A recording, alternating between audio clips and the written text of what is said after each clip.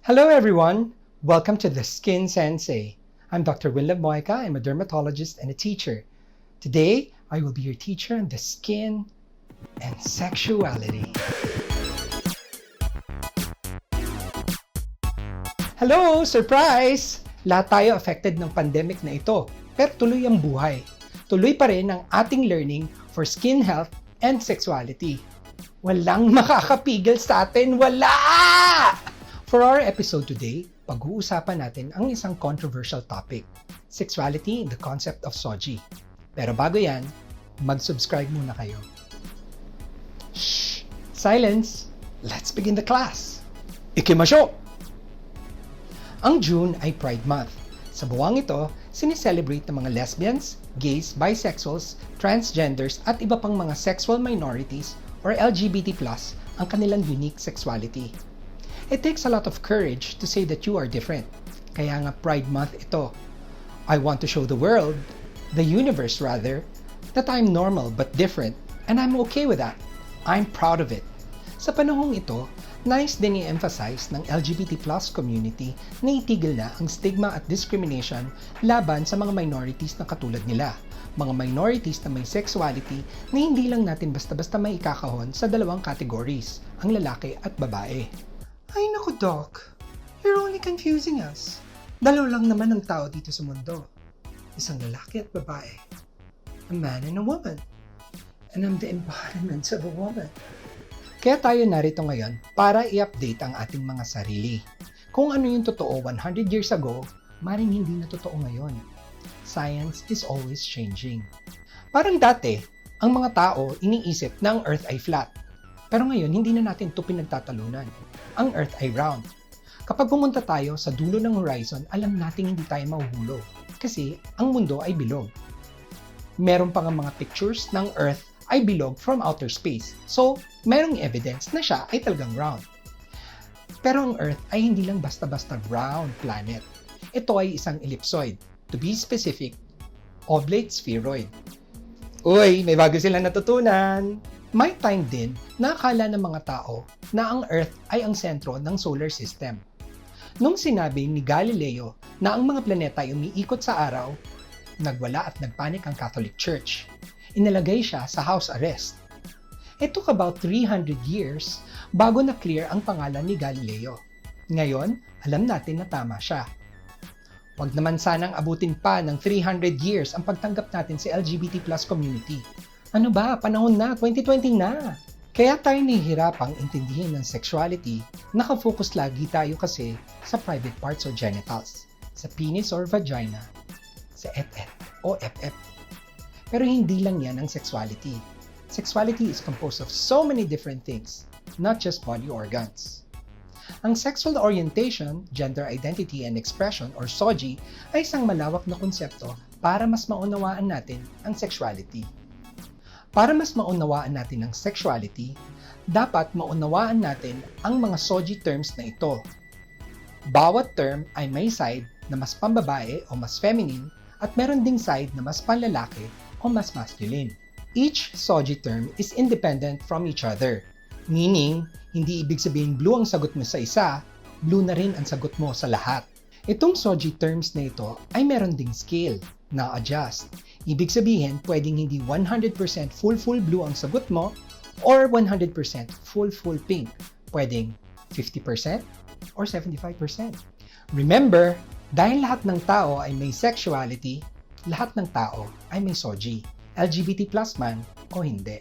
Ang gagawin ko ngayon ay isi-simplify ko ang SOGI terms para marami sa inyo ang makaunawa. Para hindi dumugo ang ilong ninyo at sumuko kayo kaagad. Huwag kayong susuko sa SOGI dahil importante ito. Okay? So tara na, isa-isahin na natin ang SOGI terms. Sex. Ano ba ang sex? Ito ba ay everyday, twice a day? Ang sex ay related sa ating private parts or genitals, ang penis at ang vagina o ang et-et at ep-ep. Ang doktor ang nagbibigay ng sex sa isang tao pagkapanganak nito. Kapag nakita ng doktor na may penis ang baby, ang sex niya ay male. Kapag nakita naman ng doktor na ang baby ay may vagina, ang sex niya ay female. Ang sex ng isang tao ay nakadepende at apektado rin ng kanyang hormones, ang estrogen at testosterone. Ang sex ay affected din ng chromosomes. However, ang hormones at chromosomes ay hindi mabilis makita. Kailangan ito ng mga laboratory exams. Mas obvious ang penis at vagina. Pero minsan, hindi obvious kung 100% penis o vagina ang genitals ng isang baby. Ang tawag dito ay ambiguous genitalia. For example, pwedeng sobrang liit ng penis na pwede itong mapagkamalang clitoris ng doktor. Meron din namang mga babaeng baby na ipinanganak na may vagina pero sa kanilang abdominal cavity ay may testis o bayag. Yes, merong ganito. Ang tawag sa mga taong may ganitong kondisyon ay intersex. Yes, they exist. So, may tatlong uri ng tao base sa sex. Ang male, female, at intersex. Gender. Ano naman ang gender? Minsan sa mga forms or documents, nakikita nyo gender ang nakasulat imbis na sex. Pareho ba sila? Hindi! Ang gender ay ang tinuturo sa isang tao ng kanyang pamilya o ng kanyang community kung siya ba ay dapat maging lalaki o babae. Kung dapat ba siya ay maging man o woman. Ang karaniwang ginagawang basihan para sa gender ay ang sex. Magbigay tayo ng example. Kapag sa binyag o sa children's party, nalaman ng mga bisita na ang baby ay may penis, ano ang usual na binibigay sa kanya? Diba? Blue things, toy cars, toy guns. Dahil gusto ng mga tao maging lalaki ang bata. Dahil meron siyang penis. Pero kung ang bata ay may vagina, ang usual na regalo ay pink, flowery stuff, lutu-lutuan, bahay-bahayan, Barbie doll. I love Barbie doll! Dahil gusto ng mga tao maging woman siya. Dahil meron siyang vagina. So ang gender ay yung naririnig natin sa ibang tao na dapat maging tayo. Ito yung role na gusto nila para sa atin na gagampanan natin sa ating society. Ang ating gender ay pwedeng maging man o woman. Gender identity. In contrast to gender na naririnig natin sa ibang tao, ang gender identity ay galing sa ating sariling isip. Ito ay ang ating sariling desisyon kung tayo ba ay man o woman. May iba't ibang uri ng gender identity. Kapag ang gender identity ng isang tao ay match sa kanyang sex, siya ay cisgender. For example, ako ay male, I have a penis. Pero hindi ko papakita sa inyo. At ang iniisip ko, nasa utak ko, ako ay man. So, ako ay cisgender. Pero kung ang iniisip ng isang tao, kung anong gender siya, ay hindi match sa kanyang sex o genitals, ang tawag sa kanya ay transgender. For example, kapag may isang tao na may penis at ang iniisip niya sa sarili niya ay siya ay babae, yun ang gusto niya talaga, ang tawag sa kanya ay trans woman. Kung meron namang tao na may vagina, pero ang iniisip niya siya talaga ay lalaki, gusto niya talagang maging lalaki, siya ay trans man. Meron namang mga tao na hindi pa sila sure kung sila ay man o woman. Pwede yun. Ang tawag sa kanila ay questioning. Common ito sa ating mga teenagers. Although, meron ding mga tao na 40 years old na, hindi pa sila sure kung sila ay man or woman. Ang period ng questioning ay pwedeng sandali lang. Ibig sabihin ng isang taong questioning ay pwedeng mag-decide na, man pala talaga ako. Woman pala talaga ako. Pero, pwede rin itong matagal na proseso sapagkat maaring hindi nabibigyan ng pagkakataon na makapag-isip at makapag-decide ang isang tao kung siya ba talaga ay man o woman.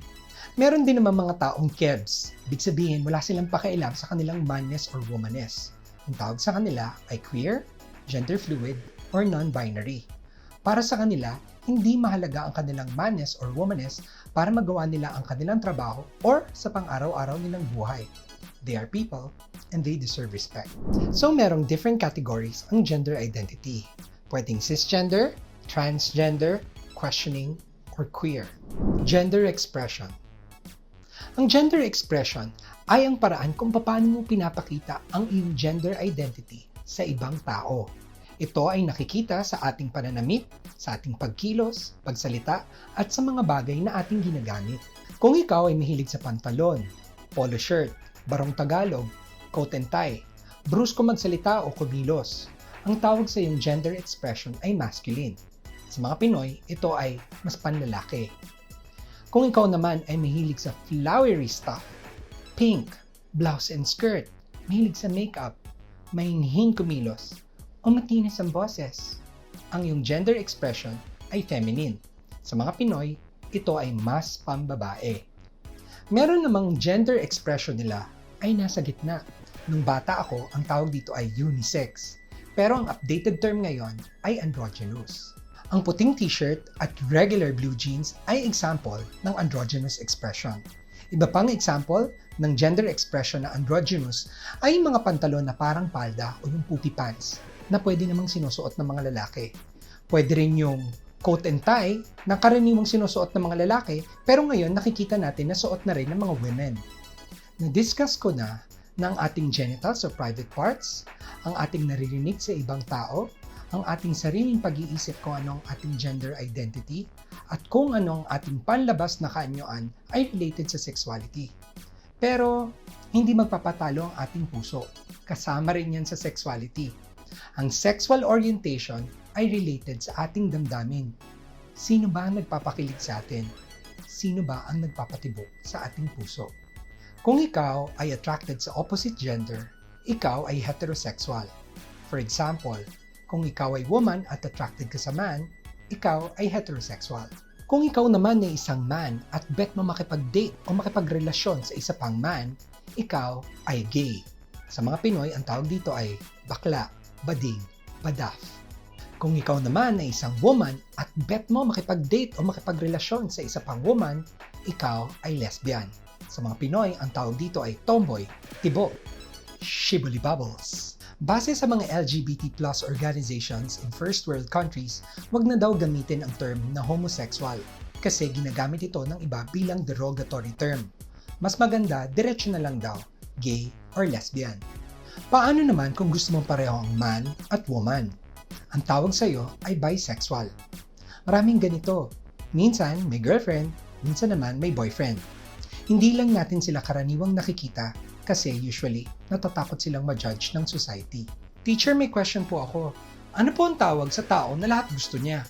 Man, woman, transgender, cisgender, bisexual, gay, lesbian, queer, questioning. Meron po bang tawag sa mga taong ganito? Ang tawag ba sa kanila ay malandi?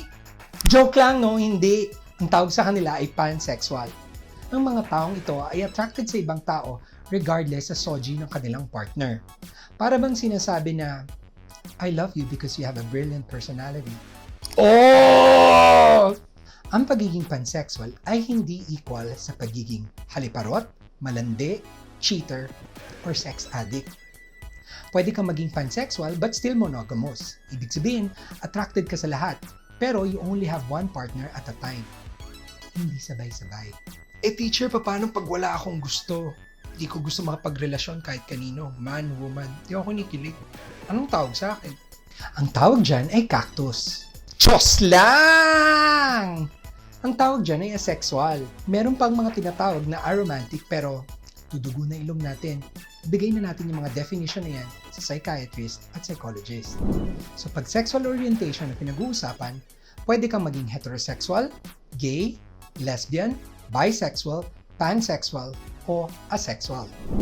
Sexual behavior. Ang huli nating i-discuss ay sexual behavior.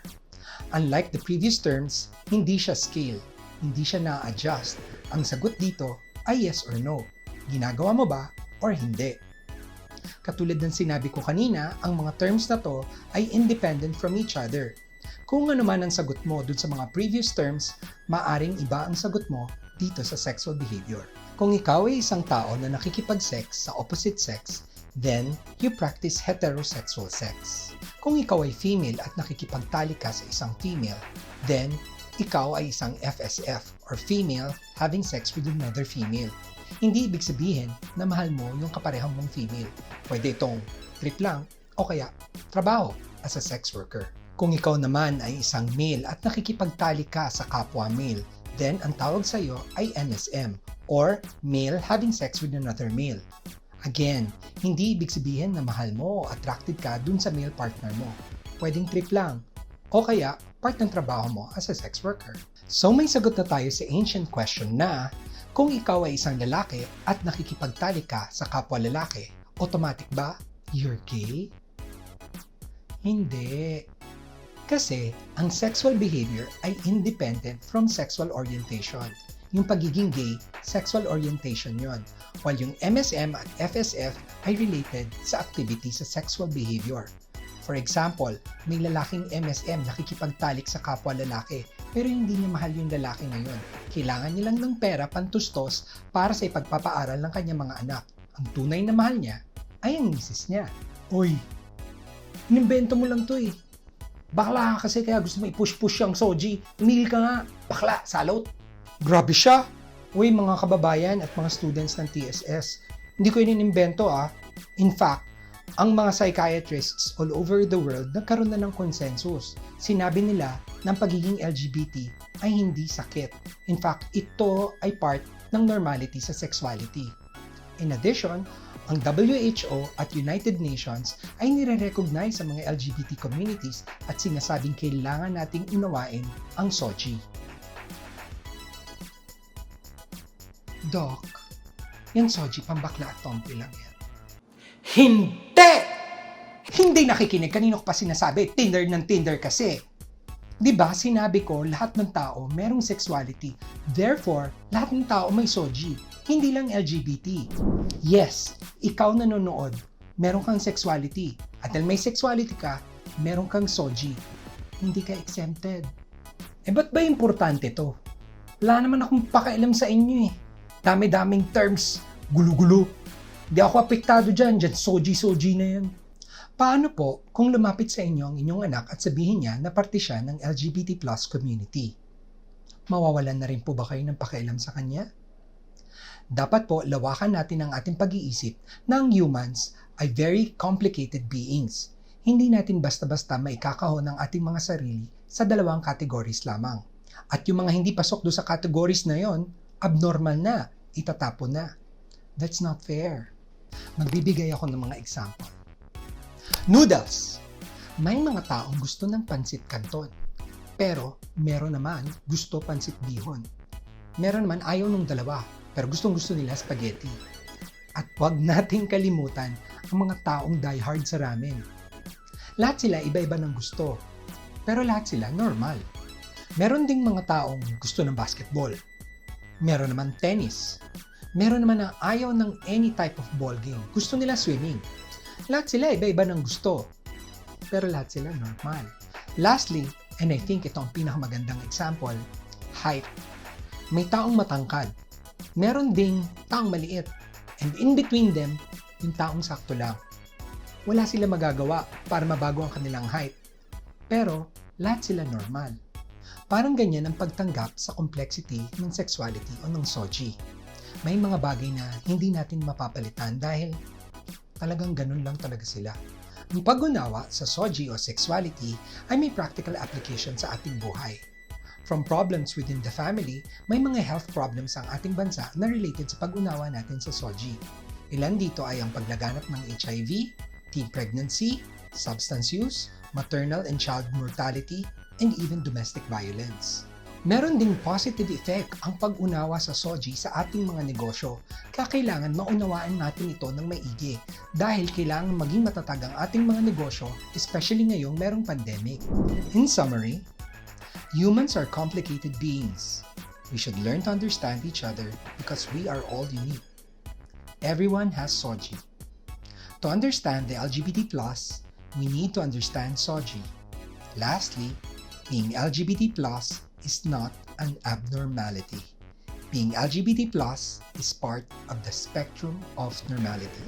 Thank you for watching, and thank you for supporting The Skin Sensei, not just here in YouTube, but also in Facebook, Twitter, and Instagram. Maraming salamat. Alam ko marami kang natutunan today. So huwag kang mag-deny. Hit the like and subscribe button. Until next video, this is your Skin Sensei, Dr. Winlab Moica. Arigato.